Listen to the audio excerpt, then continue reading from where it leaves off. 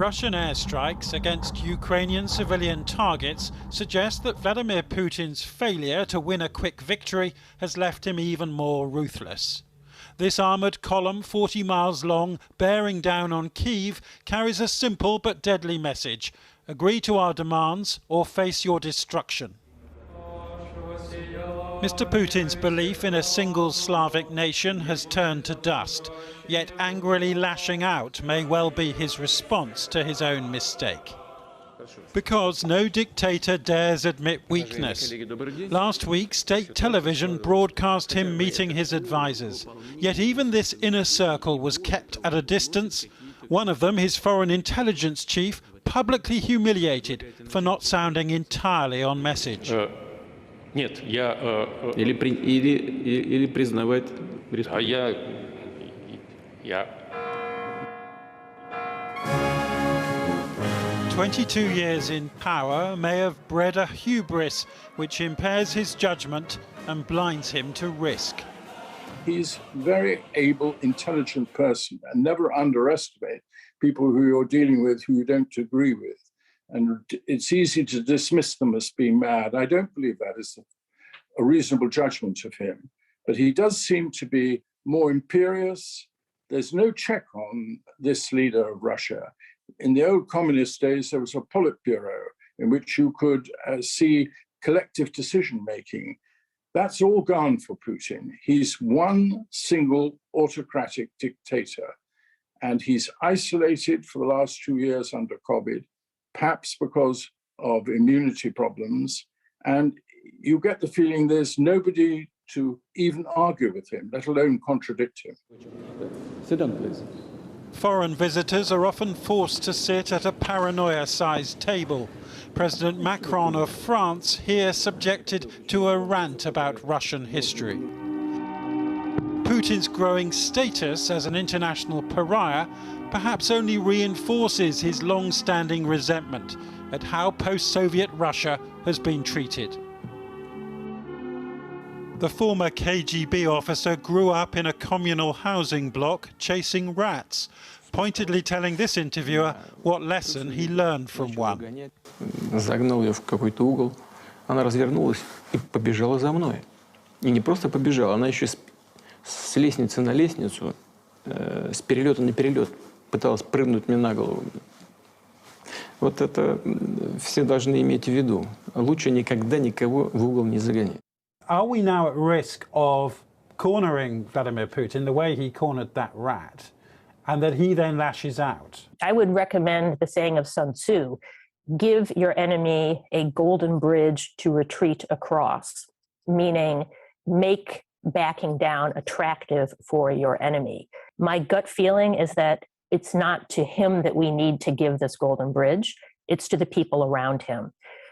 Russia is rapidly becoming the equivalent of North Korea.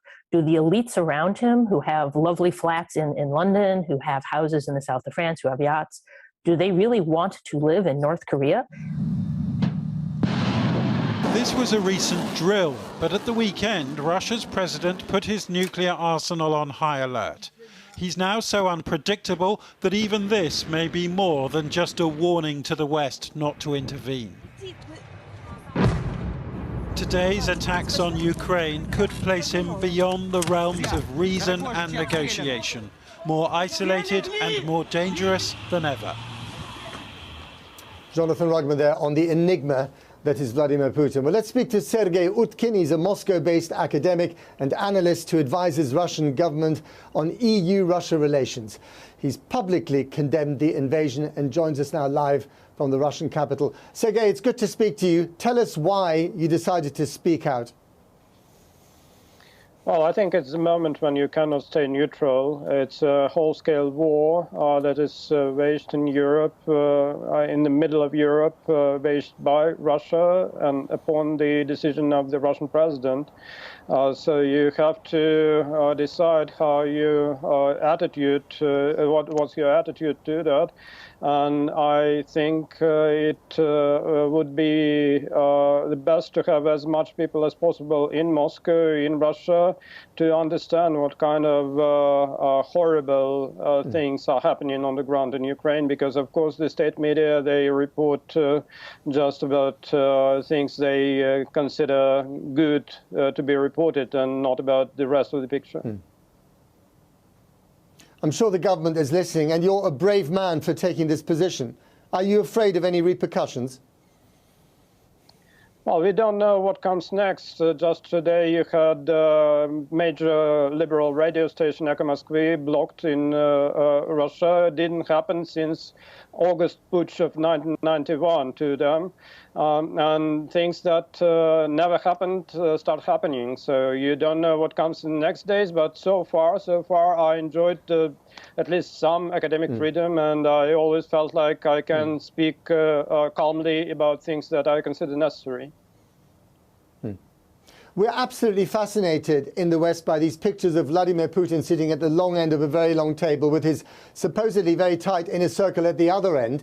Is there anyone in that inner circle who you think could say to Vladimir Putin, enough is enough?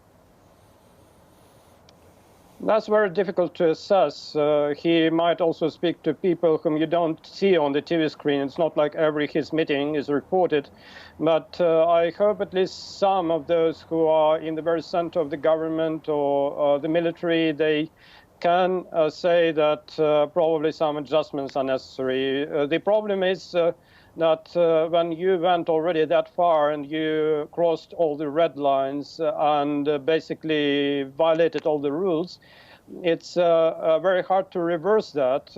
Even if you stop there and you look for a negotiated solution, what kind of solution this could be? And this is my major question to this decision.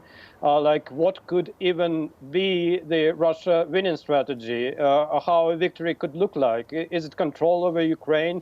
Is it durable? Is it sustainable for long term? Or what could victory be for Russia in these circumstances? Right.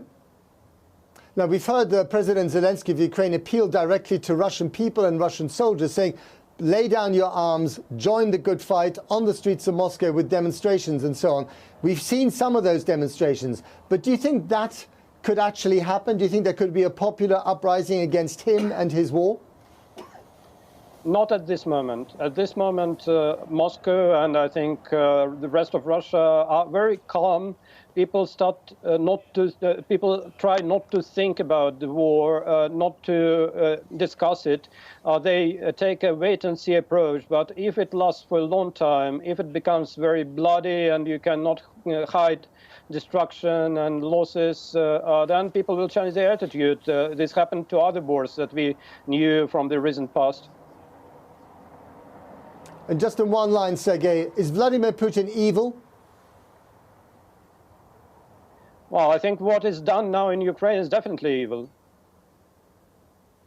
Sergei Utkin, thank you very much indeed for speaking out.